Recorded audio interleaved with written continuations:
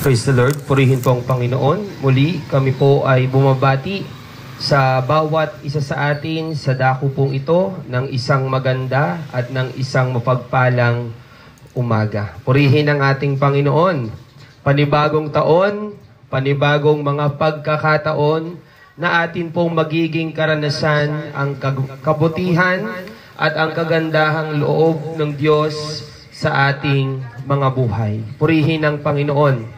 Kaya muli kami po ay nagagalak at nagpapasalamat sa Diyos sapagkat meron po tayong ganitong pagkakataon upang atin pong muling mapagbulayan at mapag-aralan ang salita ng ating Panginoon. Kami po muli ang inyo pong mga lingkod, ang inyo pong mga kaibigan sa Panginoon na kabahagi po ng Pentecostal Missionary Church of Christ in the Fourth Watch. At sa mga pagkakataong ito, mga minamahal at mga kaibigan, tulad po ng aming dating ginagawa, kami po ay naririto upang kayo po ay amin pong mapaglingkuran sa pamamagitan po ng pagbabahagi sa inyo ng salita ng ating Panginoon. Purihin ang ating Panginoon. At bago po roon, bago po sa ating pagbubulay ng salita ng Diyos, ay mabuting bagay na atin pong muling maipagkatiwala ang atin pong pagbubulay o ang atin pong pag-aaral ng kanyang mga salita sa pamamagitan po ng isang maikling panalangin. Purihin ang ating Panginoon. Tayo po'y saglit na manalangin. Mapagpalang Diyos na aming Ama, kami po ay lubos na nagagalak at nagpapasalamat sa iyo sa biyaya at pagpapalang iyong ipinaparanas na muli ay amin pong mapapasimulan ang taong ito na meron po kaming gabay ng iyong mga salita na amin pong mapapakinggan at mapagbubulayan. Kaya't ang amin pong hiling at panalangin, patuloy ka pong mga siwa sa puso't isip ng aming mga kaibigan ay patuloy mong ihipuin at iyong maitanim ang iyong mga salita na amin pong mapapakinggan. Patuloy kang magpakahayag sa bawat isa sa amin. At patunayan mo, O Diyos, na hindi walang kabuluhan ang mga oras at panahon na aming ginugugol upang ang iyong mga salita ay amin pong mapakinggan at mapag-aralan. Hallelujah, amin pong ipinagkakatiwala sa iyo ang lahat.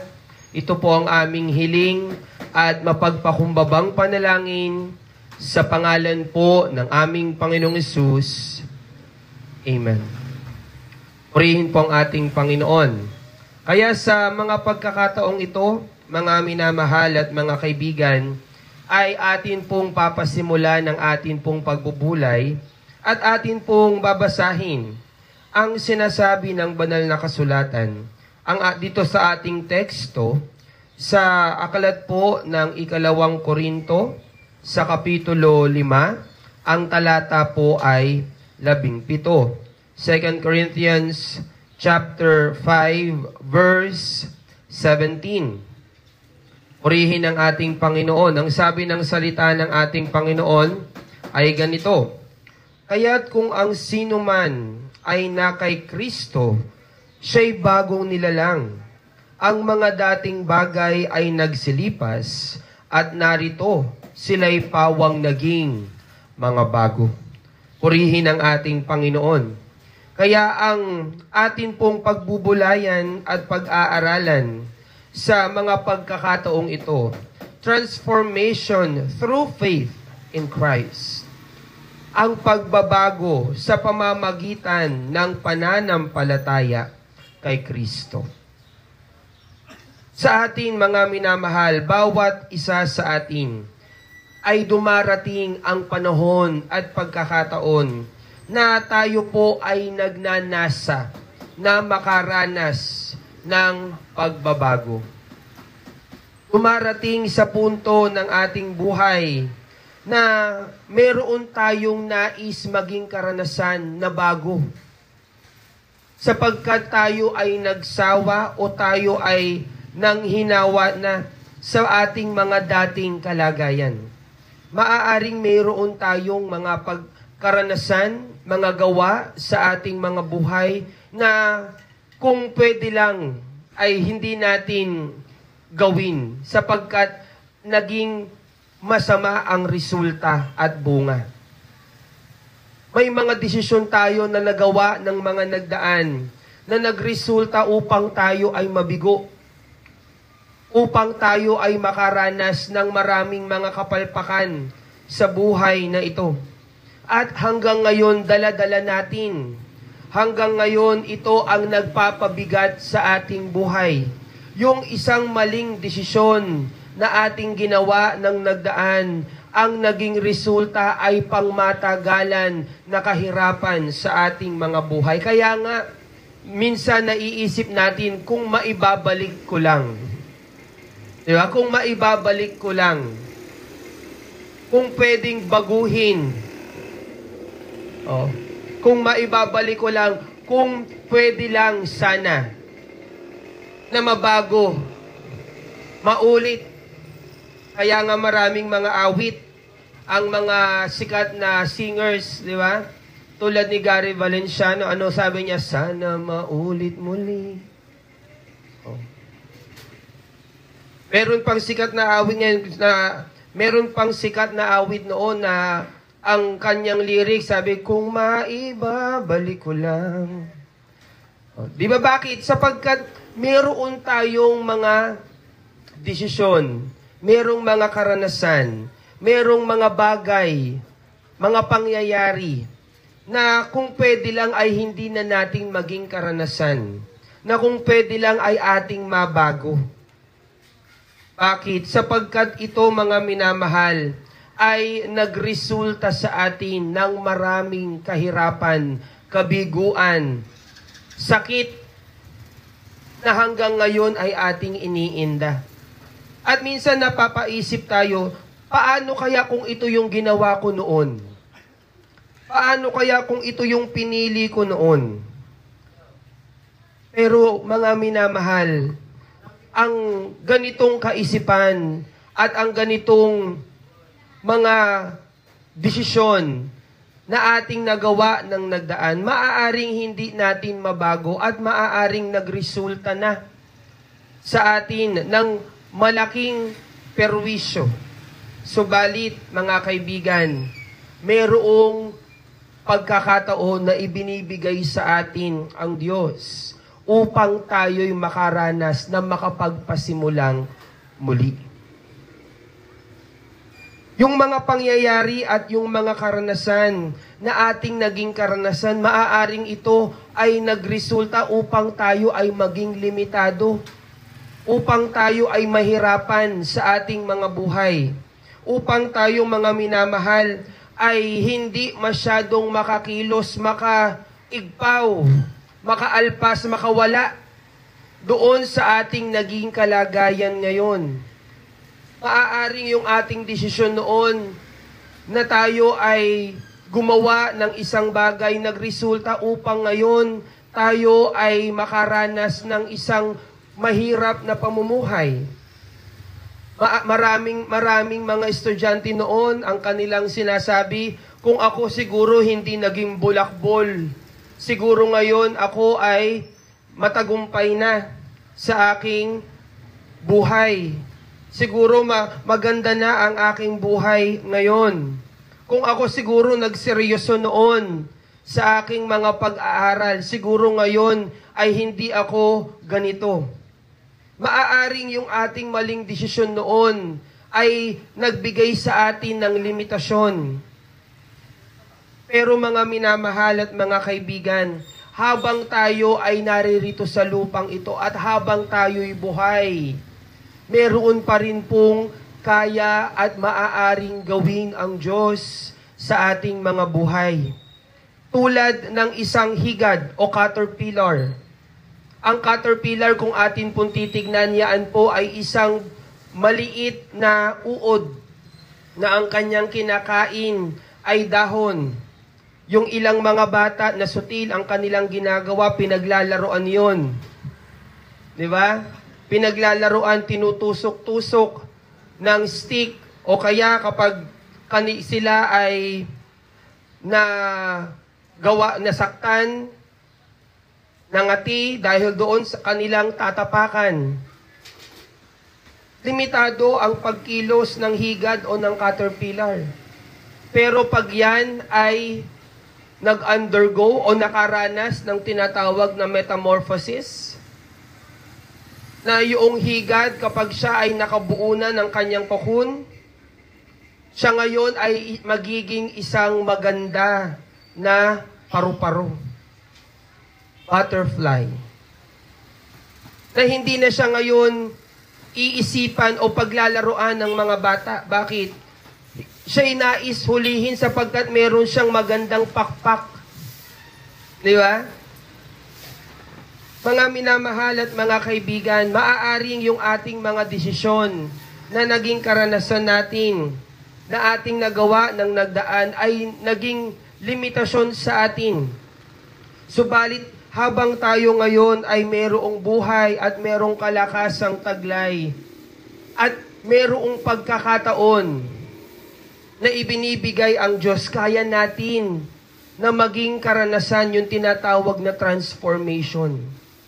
Yung tinatawag na pagbabago, tulad ng higad na naging paru-paro. Kaya natin, mga minamahal, na maging mas maayos at mas maganda kaysa sa ating kalagayan ngayon.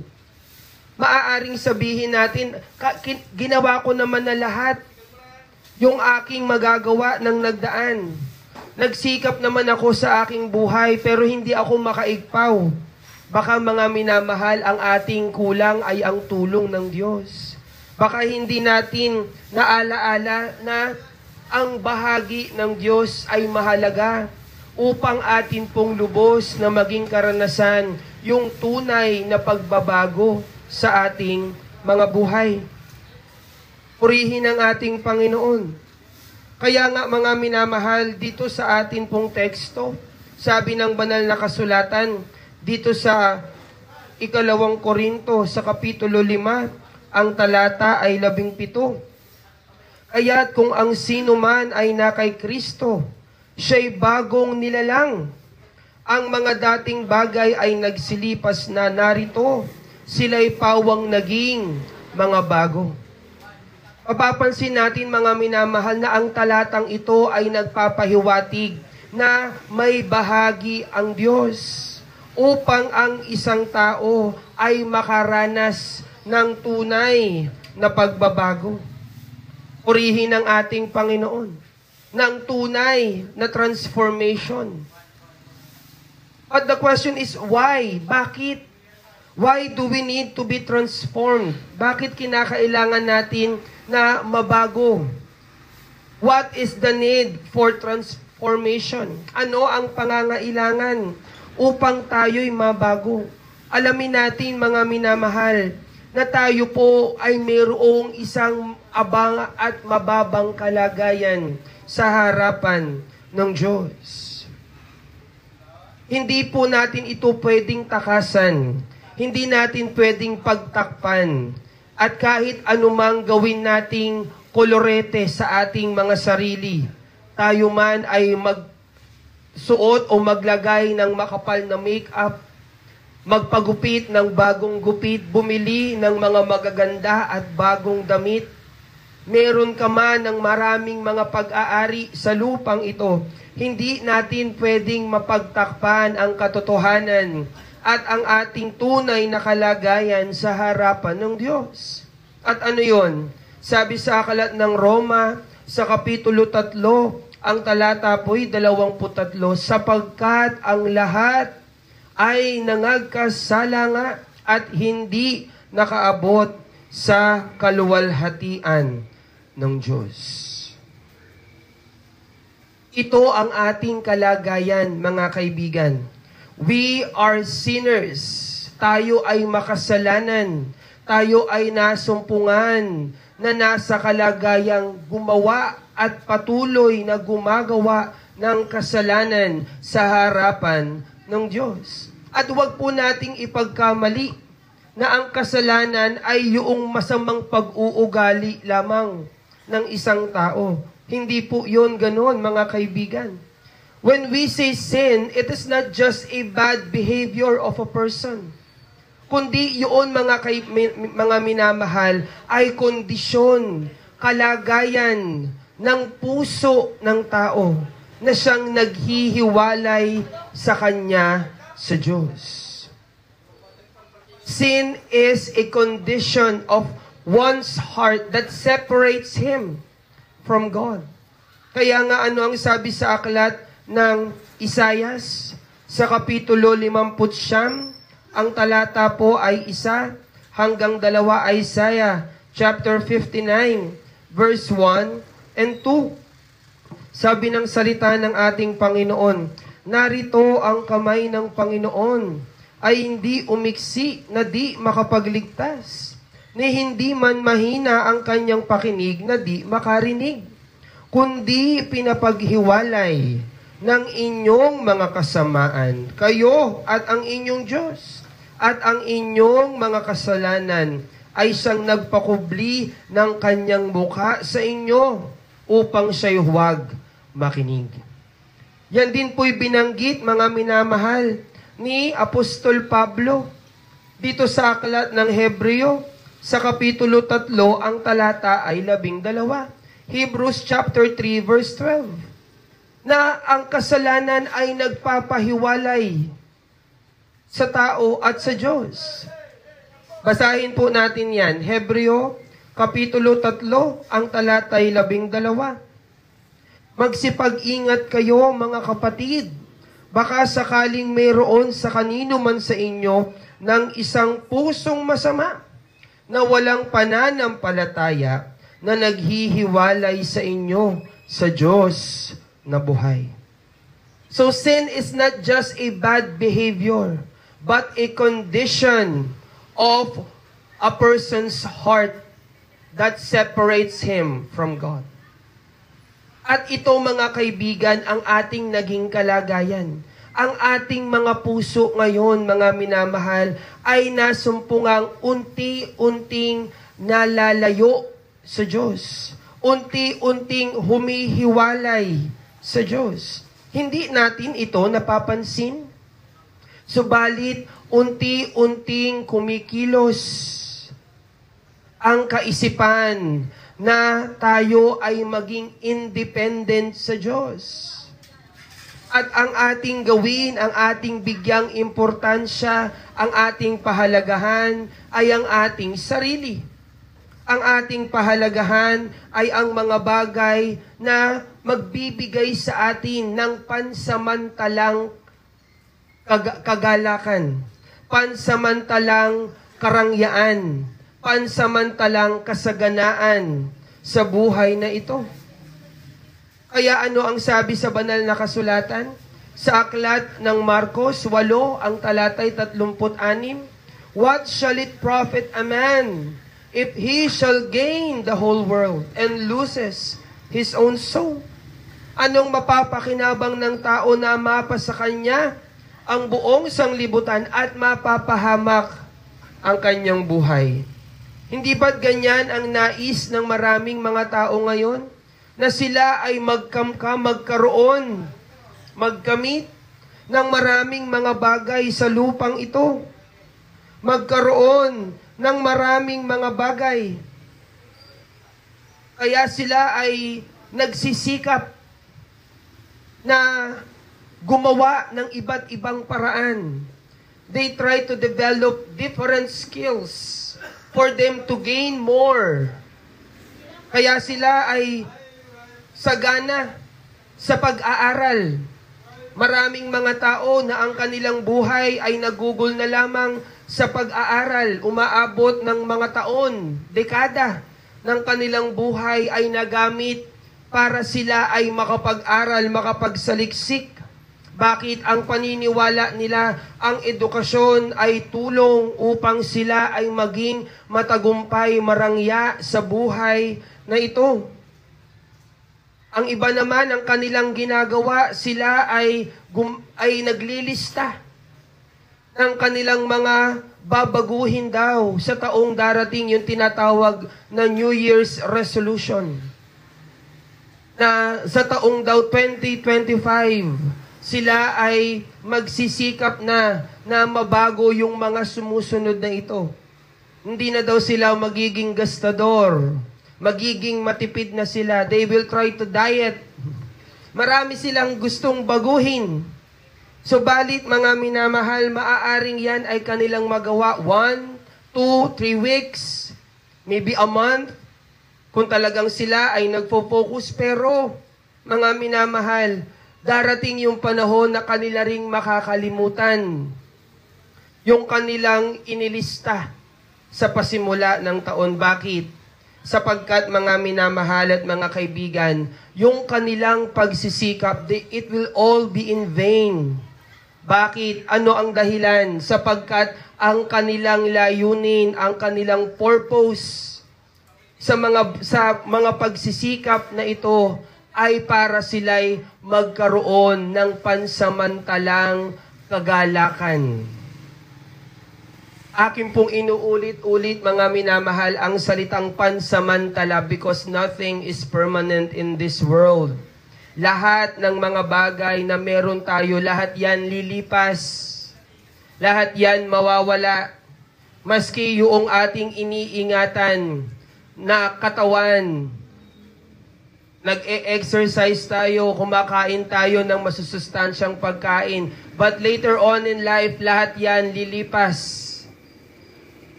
Walang mananatili sa lupang ito maliban sa katotohanan ng salita ng Diyos. Sapagkat mismo ng Biblia ang nagsabi, langit at lupa'y lilipas, ngunit ang salita mo ay mananatili. Purihin ang ating Panginoon. Kaya nga mga kaibigan, sa mga pagsisikap na ito na ginagawa ng tao, for them to gain more, for them to have success in life, nakakalimutan nila na may Diyos. Nakakalimutan nila yung kanilang tungkulin sa Diyos. Nababaliwala na ng marami yung bagay at layunin kung bakit sila buhay at pinahiram ng buhay ng Diyos. At ano yon? Upang tayo ay makagawa ng paglilingkod sa Panginoon. Upang ating masunod, magawa yung mga bagay na nais ng Diyos. Yan ang nakakalimutan ng marami sa ating panahon. And this results in the hardening of one's heart.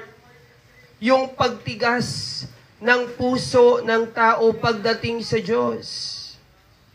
Kaya kapag mayroon ng pangangaral ng salita ng Diyos, they try to ignore it.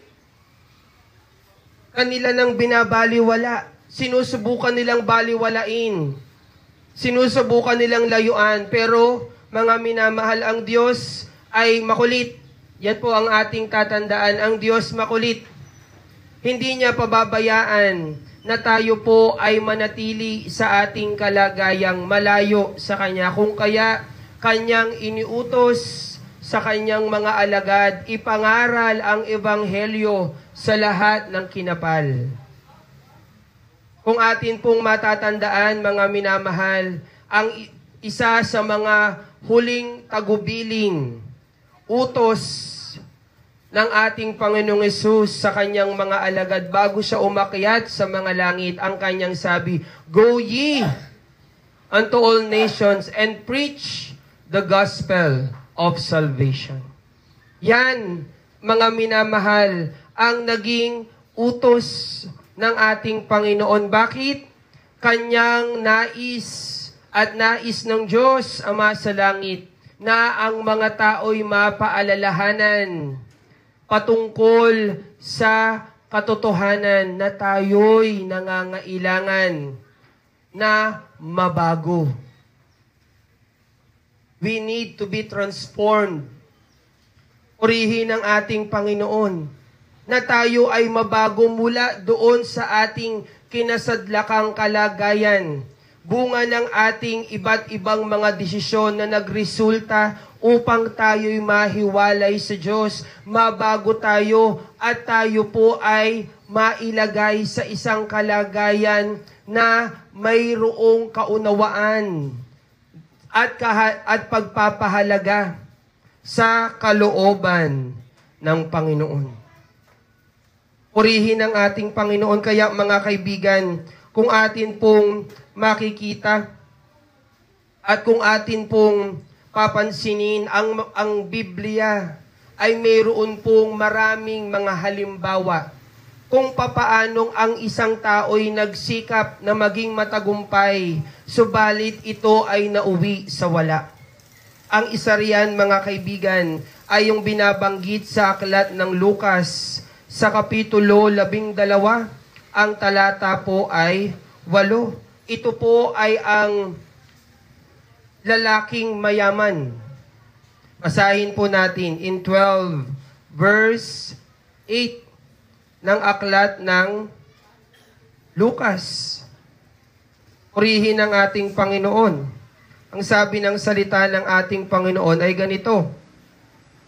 At sinabi ko sa inyo, Lucas, sa Kapitulo 12, ang talata ay 18. At sinabi niya, ito ang gagawin ko. Igigiba ko ang aking mga bangan at gagawa ako ng lalong malalaki at doon ko ilalagay ang lahat ng aking butil at mga pag-aari. Ito mga minamahal, yung naging desisyon ng isang lalaking mayaman na tinukoy at binanggit ng ating Panginoong Hesus. Atin pong itaas ang basa sa Luke chapter 12, verse 16. Sabi ng salita ng ating Panginoon, at nagsaysay siya sa kanila ng isang talinhaga na sinasabi, ang lupa ng isang taong mayaman ay namumunga ng sagana. At iniisip niya sa sarili na sinasabi, ano ang gagawin ko?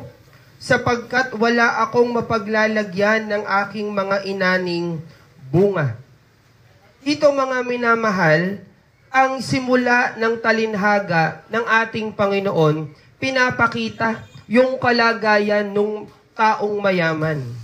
Sabi yung kanyang lupa ay nag-ani ng sagana. Ibig sabihin, ang kanyang hanap buhay ay naging matagumpay.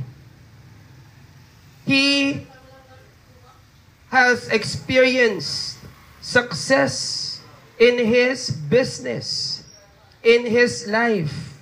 Siya ay naging matagumpay sa kanyang trabaho, sa kanyang hanap buhay, at maaaring ganyan din ang nagiging karanasan ng ilan sa atin. Maaaring tayo ay nakakaranas o ating nagiging karanasan ang tagumpay sa ating karera, sa ating career. Hindi man tayo katulad ng lalaking mayaman na nagbubukid, subalit sa ating career, tayo maaari ay nakakaranas ng tagumpay. Maaaring sa ating trabaho, tayo ay na-promote at nagkaroon ng pagkakataong tumanggap ng mas mataas na sweldo. Diba? O maaaring ang ating negosyo ay going smooth, na monthly ang ating profit ay tumataas. Maaaring ito ang ating kalagayan. At pansinin natin mga minamahal, ano ang kanyang naging desisyon. Sabi dito sa verse 17, at iniisip niya sa sarili na sinasabi, ano ang gagawin ko? Sapagkat wala akong mapaglalagyan ng aking mga inaning bunga. Sa sobrang tagumpay niya at sa sobrang dami ng kanyang inani, yung kanyang inihanda na paglalagakan,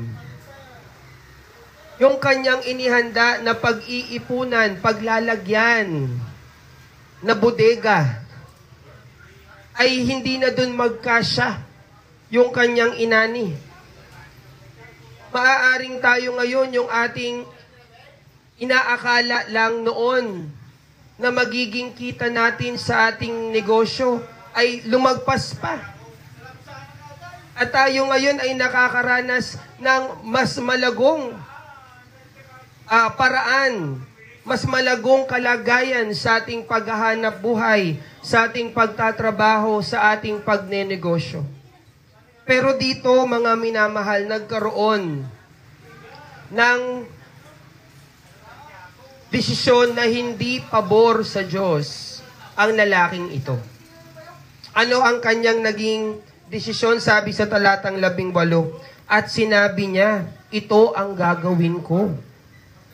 Igigiba ko ang aking mga bangan at gagawa ako ng lalong malalaki at doon ko ilalagay ang lahat ng aking butil at aking mga pag-aari. So ang naging desisyon niya, imbis na ang kanyang buhay, yamang siya'y nakakaranas ng tagumpay, ay kanyang magamit upang maipaglingkod at magawa ang kalooban ng Diyos. Ang sabi niya, gagawa ako ng mas malaki.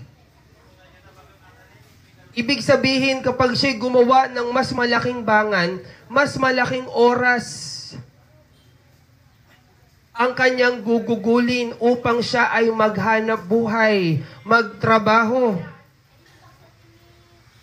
At yan, mga minamahal, ang ating maaaring nagiging desisyon din.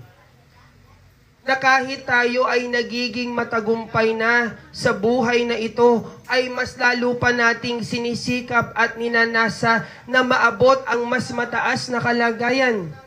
There's nothing wrong with that. Wala pong masama doon na tayo ay mangarap ng mas mataas pa. Subalit, ang pagkakamali na ginagawa at nagiging karanasan ng marami, kanilang kinakalimutan ang bahagi ng Diyos sa kanilang buhay. Tulad ng lalaking ito.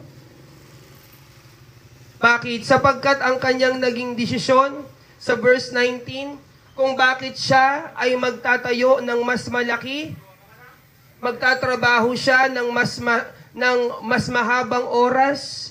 Ano ang dahilan? Bakit? Sapagkat ang kanyang nais, siya ay magkaroon o mabuhay sa marangya at malayaw na paraan.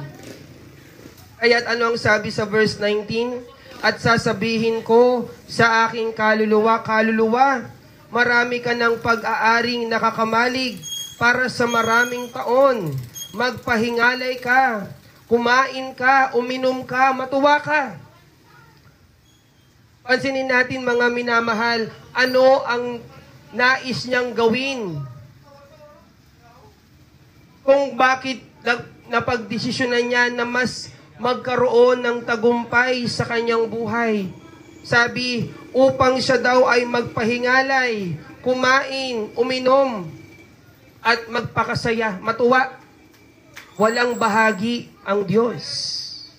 Walang bahagi ang paglilingkod at paggawa ng kalooban ng Diyos. Kaya't ano ang sabi sa verse 20? Datapwat sinabi sa kanya ng Diyos, ikaw na haling, hihingin ko sa iyo sa gabing ito ang iyong kaluluwa at ang mga bagay na inihanda mo ay mapapasa kanino kaya. Nakalimutan nung lalaking mayaman na ang kanyang buhay ay hindi naman permanente. Hindi naman nananatili habang buhay. Ito ay may katapusan. Kung kaya't mga minamahal, yamang ang buhay na ating taglay ay mayroong katapusan. Darating ang panahon na ito'y babawiin nung nagpahiram sa atin. Magandang desisyon at magandang bagay na ito'y atin nang maipagamit doon sa nagpahiram sa atin. Dilid iba ang Diyos. Purihin ang ating Panginoon. Mas magandang bagay na ang buhay na ating taglay ay maipagamit natin sa paggawa ng mga bagay na kagustuhan at kalooban ng Diyos, kaysa ito'y ating magamit sa paggawa ng mga bagay na ating gusto. Bakit? Malamang sa malamang, yung mga bagay na ating gusto, ang dulo nun ay kabiguan.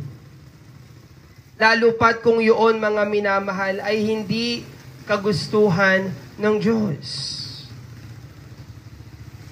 Subalit, bunga nga ng pagtigas ng puso ng tao at bunga ng paglayo nito sa kalooban at sa kagustuhan ng Diyos, nababaliwala ang ganitong katotohanan.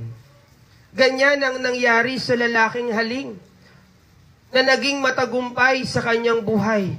Huwag nating gayahin, mga minamahal, at huwag nawang mangyari sa atin na ito rin ang ating maging karanasan. Na ang ating buhay ay ating pagsisikapang maging matagumpay upang ating magamit lamang at patuloy na maisapamuhay sa kalayawan at malayo sa kalooban ng Diyos. At salamat sa Panginoon. Bakit? Sapagkat ang Diyos, mga minamahal, bunga ng kanyang pag-ibig sa atin. Hindi tayo iniwan doon sa kalagayang walang pag-asa. Hindi tayo iniwan doon sa kalagayang malayo at namumuhay na malayo sa kanyang kagustuhan. Kundi siya'y gumawa ng paraan. Siya'y gumawa ng sistema. Siya'y gumawa ng solusyon upang tayo ay patuloy na makasumpong ng kapayapaan at higit nating magawa yung mga bagay na kanyang kagustuhan. Purihin ang ating Panginoon. Bakit? Sapagkat ang Diyos nagbigay sa atin ng pagkakataon para ating maging karanasan ang transformation o yung pagbabago. At ang paraan, mga minamahal, na inilaan ng Diyos ay ang pagbibigay niya ng kanyang bugtong na anak. Dilit iba ang ating Panginoong Jesus. Kaya nga, nang nagdaang Christmas season, ay atin pong muling inalaala ang kapanganakan ng ating Panginoong Jesus. Ating inalaala yung ebidensya ng pag-ibig ng Diyos sa atin. Sapagkat sabi sa aklat ng Juan, sa Kapitulo 3, ang talata po ay 16. Sapagkat gayon na lang ang pagsinta ng Diyos sa buong sanglibutan, na ibinigay niya ang kanyang bugtong na anak upang ang sino man sa kanya'y sumampalataya ay huwag mapahamak, kundi magkaroon ng buhay na walang hanggan.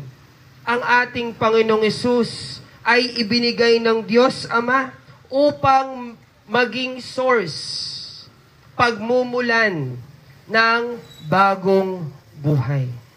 Upang siya yung maging pasimula ng pagbabago. Purihin ang ating Panginoon. Kaya nga ang ating Panginoong Hesus, nung siya'y narito sa lupa, siya ay nabuhay sa isang sakdal na paraan. Sabi ng banal na kasulatan, siya na hindi nakakilala ng kasalanan. Nangangahulugan ng ating Panginoong Hesus nung siya'y naririto sa lupa. Bagaman siya'y nag-anyong tao, subalit siya, mga minamahal, ay hindi nasumpungan na nakagawa ng kasalanan. Upang maging halimbawa sa kanyang mga alagad at sa atin. Purihin ang ating Panginoon. Kaya nga sa pamamagitan ng kanyang pagkabuhay na muguli, nang ang ating Panginoong Hesus ay muling nabuhay mula sa mga patay ng ikatlong araw nang siya'y mapako doon sa bundok ng Golgota. Mga minamahal at mga kaibigan, yung kanyang muling pagkabuhay ay naging pagparaan upang tayo'y maalok for us to be offered a new life.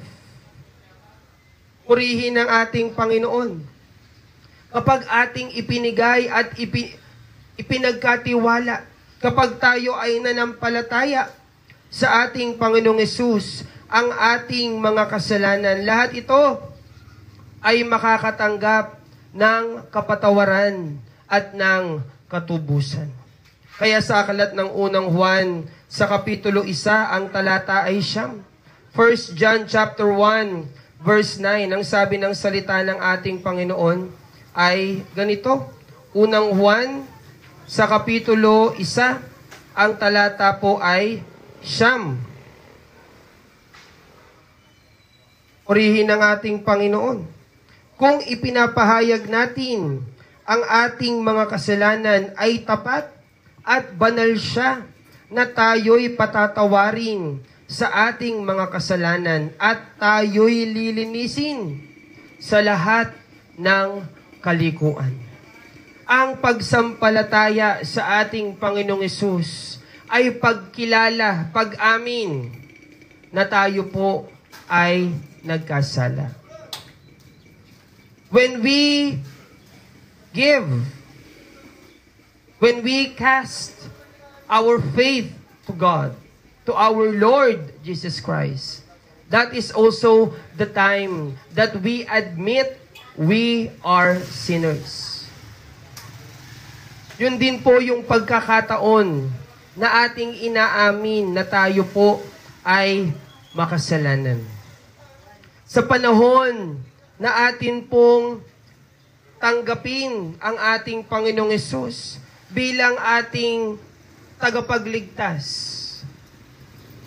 kapag ating sinampalatayanan ang kanyang pag-aangkin na siya ay ipinadala ng Diyos Ama upang tayo ay tubusin sa ating mga kasalanan, yun po ay pagpapahayag natin na tayo ay nagkasala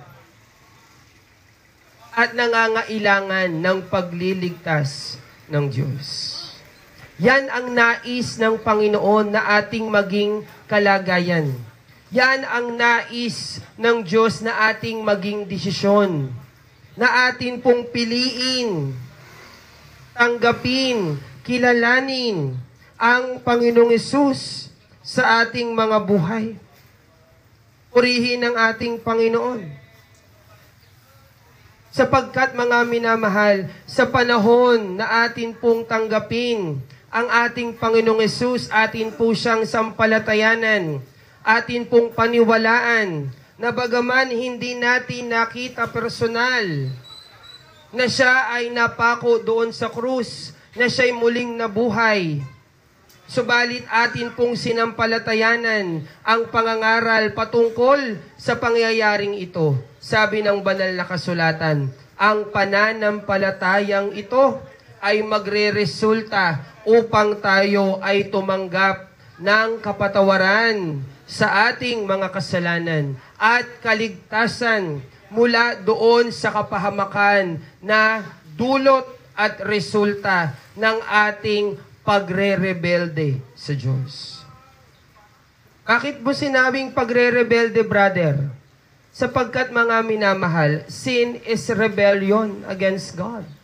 Ang kasalanan ay ang paglaban ng tao sa kagustuhan at sa otoridad ng Diyos. Yun ang ibig sabihin ng kasalanan. Kaya nga, nabanggit ko kanina mga minamahal, sin is not just a bad behavior, but sin is a condition of one's heart that separates him from God. Why? Because sin is an act of rebellion against God. Meron bang nagrebelde na naging close doon sa kanyang nilalabanan? Wala. Diba? Walang lumaban o walang taong galit sa iyo, laban sa iyo, nakaklose mo. Bakit? Ilaban nga sa iyo yun eh. You contradict each other. Yung gusto niya, ayaw mo. Yung gusto mo, ayaw niya. Kaya ka nga niya nilabanan eh. Kaya nga siya nagrebelde sa iyo. Di ba? Hindi kayo pwedeng maging close. That's why sin is rebellion against God. Pagre-rebelde sa Diyos. Kaya nga mga kaibigan at mga minamahal, ang ating mga gawa, yung mga pagkakamali, at yung mga bagay na atin pong naging karanasan na nakakahiya.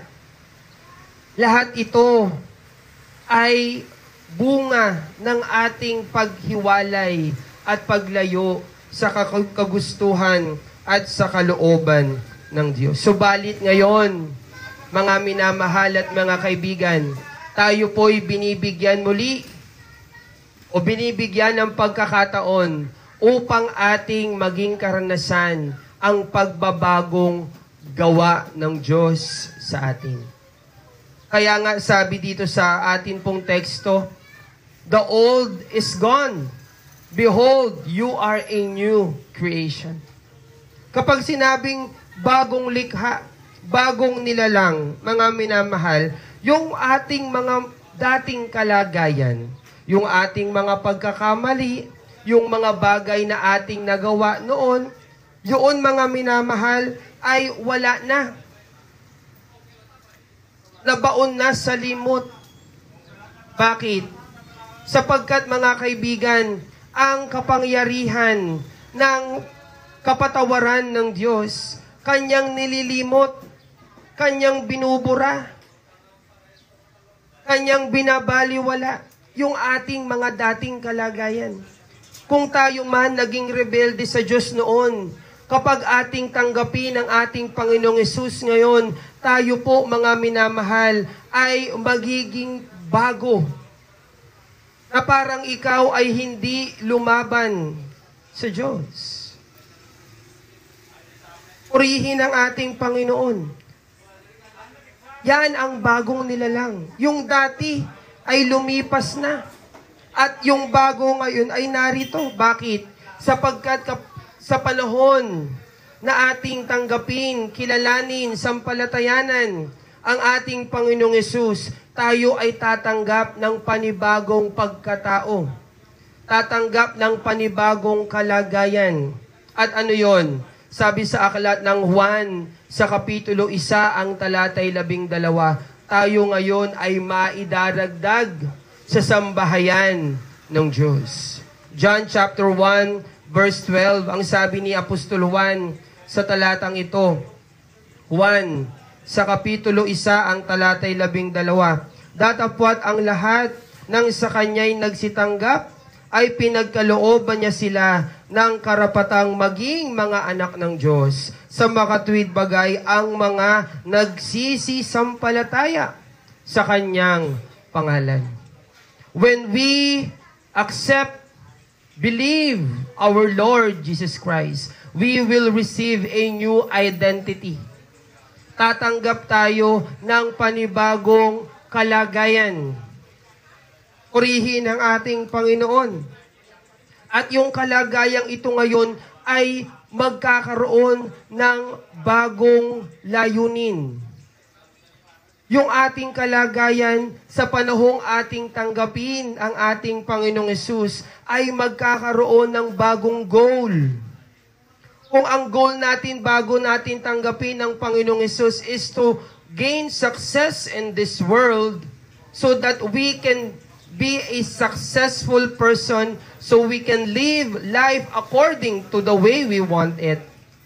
Once we accept and believe our Lord Jesus Christ, there will be a new goal of our life, and that is to glorify God.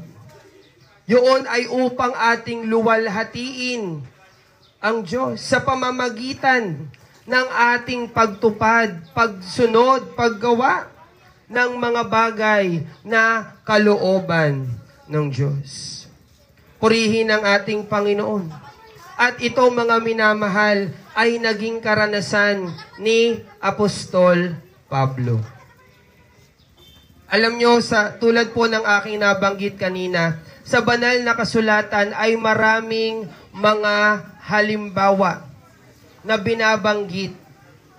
Mga halimbawa ng mga taong kinalimutan, inayawan, binaliwala ang Diyos. Subalit kanila pa ring naging karanasan ang kabutihan ng Panginoon. Kanila pa ring naging karanasan ang kagandahang loob ng Diyos. At ang isa nga po roon, mga minamahal, ay si Pablo. Si Apostol Pablo ay isang kilalang mangangaral ng ating Panginoon. Siya ay isang misyonero na ginamit ng Diyos upang pangaralan ang mga taong nakatira sa labas ng Israel. Ibig sabihin, ito yung mga taong walang pagkakilala sa Diyos na sinasamba ng mga Israelita. Subalit, sa gayong kalagayan, ay ginamit siya ng Diyos. Kung kaya't siya'y nakapagtayo ng mga kongregasyon, siya ay nakasumpong ng maraming mga tao na kanyang napangaralan. At sa pamamagitan ng kanyang pangangaral ay nakumbinsi na maglingkod sa Panginoon. Subalit bago yun mangyari, si Pablo ay tinatawag na Saulo. At itong si Saulo ay taong galit sa mga alagad ng ating Panginoong Hesus. Kaya nga ang sabi doon sa talata, siya ay mang-uusig. Humingi siya ng sulat sa mga Sanhedrin upang kanyang madalang gapos ang mga alagad ng ating Panginoong Hesus at sila'y maparusahan sa Jerusalem. Subalit sa gayong kalagayan, kanyang naging karanasan ang paghipo ng Diyos. Kanyang naging karanasan kung papaano siya ay binago ng Diyos. Mula doon sa kalagayang galit, against, laban sa mga alagad ng Panginoon. Siya, mga minamahal, ay naging kasangkapan upang patunayan na kahit gaano ka man kasama at kahit gaano ka man kalaban sa kagustuhan ng Diyos, kung ikaw ay may pagnanasang maglingkod sa Diyos, gagamitin ka ng Diyos. Kaya wag nating sabihin na sobrang sama natin at baka hindi na tayo tanggapin ng Panginoon. Hindi, mga kaibigan. Wag maghari, matanim sa ating isip, sa ating panunot, na tayo po ay masyadong malayo para katagpuin ng Diyos. Sapagkat si Pablo man ay gayon ang kanyang naging kalagayan. Subalit siya ay inabot ng Panginoon. Siya ay ginamit na makapangyarihan ng Diyos. Nagtayo siya, pumunta siya sa iba't ibang mga bansa na walang pagkaalam. Hindi nakikilala ang Diyos ng Israel, hindi nakikilala ang Panginoong Hesus. Subalit sa gayong kalagayan, pinalago siya ng Panginoon. Natupad sa kanya yung bagong goal sa kanyang buhay. Purihin ang ating Panginoon na yung buhay na kanyang taglay, sabi sa aklat ng Filipos 1 ang talatay 21, magamit upang maluwalhati ang Diyos. Ngayon, kailan nangyari yon?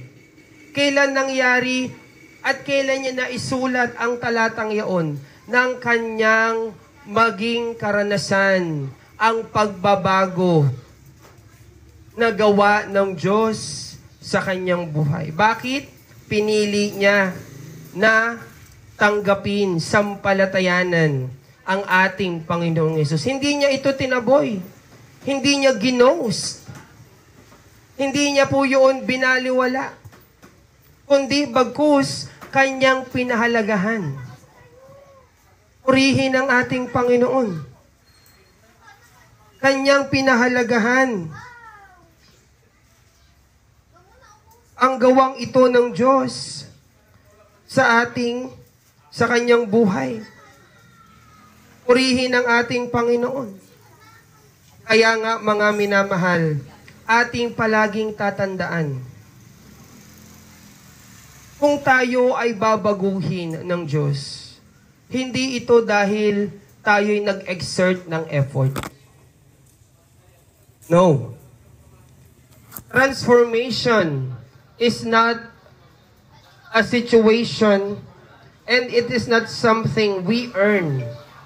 But instead, it is a free gift, regalo mula sa Panginoon. Sa panahon na kanyang tanggalin, sa panahon na kanyang burahin, alisin ang ating mga kasalanan, ang ating mga pagsalangsang. Purihin ang ating Panginoon. Kaya ngayon, mga minamahal, ano ngayon ang ating dapat maging damdamin? Ano ngayon ang ating dapat maging kaisipan? Papabayaan ba natin na tayo po ay makulong doon sa kalagayan na tayo'y limitado, bunga ng ating mga maling desisyon ng nagdaan? Pababayaan po ba natin, mga kaibigan, na tayo ay makulong sa kalagayang hiwalay at malayo sa Diyos? Atin po bang pababayaan na hindi natin maging karanasan yung mabuting bagay na ipinangako na gagawin ng Diyos sa atin kung atin siyang tatanggapin at paglilingkuran? Minsan ang isang tao takot sa isang bagay na hindi siya sigurado. Ang tao takot sa bagay na hindi siya tiyak. Pero tayo mga minamahal, we are given an assurance that when we accept and believe our Lord Jesus Christ, we will not be mistaken. Hindi tayo magkakamali.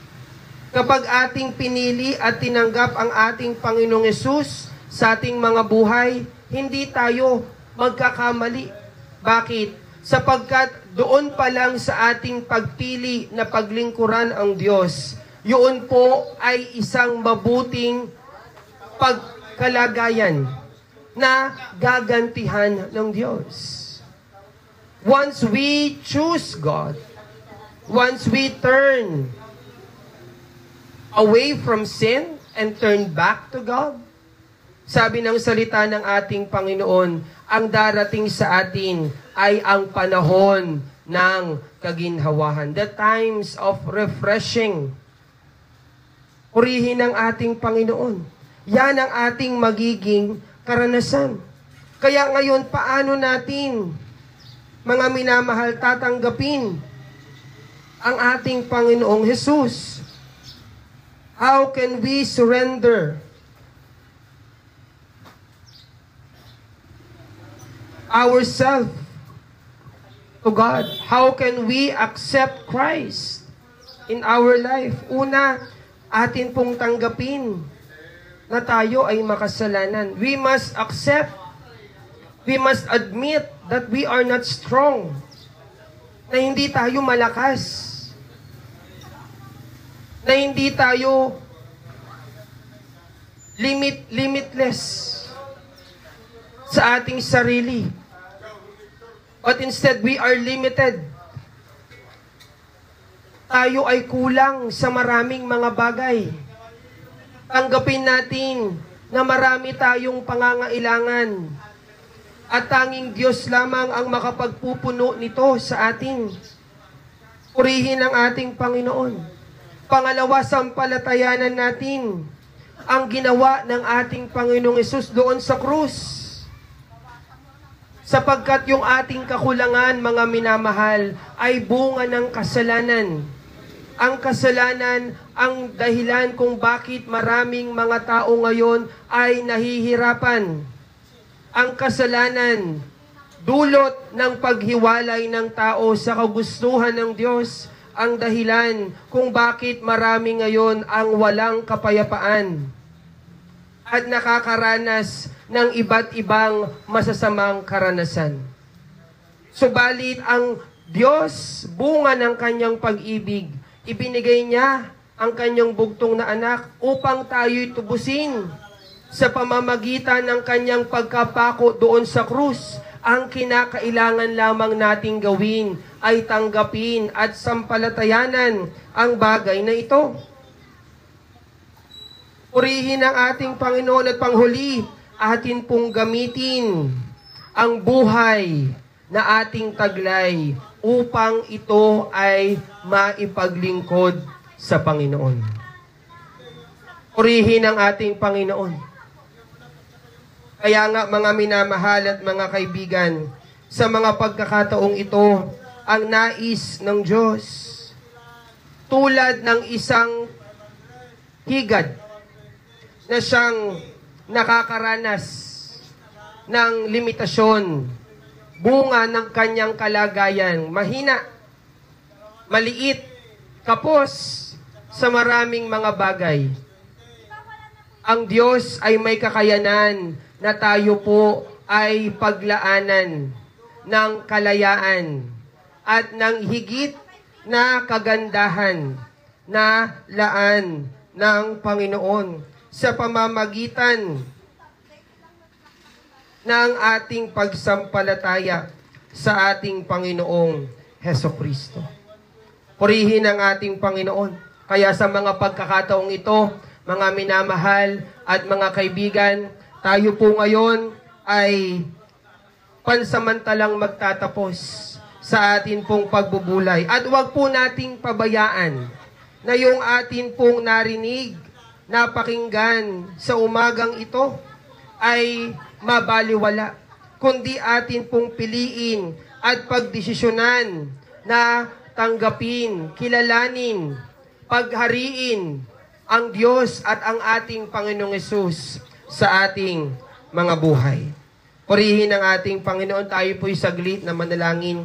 Mapagpalang Diyos na aming Ama, muli po kaming nagpapasalamat sa iyo sa biyaya at pagpapala na iyo pong ibinibigay sa pamamagitan ng iyong bugtong na anak, na kami ay iyong pinaglalaanan ng pagkakataon upang makaranas ng transformasyon, ng pagbabago mula sa aming masamang kalagayan patungo sa kalagayang maluwalhati, maayos at kagamit-gamit para sa iyo. Kaya nga po pagpalain mo ang bawat isa na inabot ng pangangaral na ito.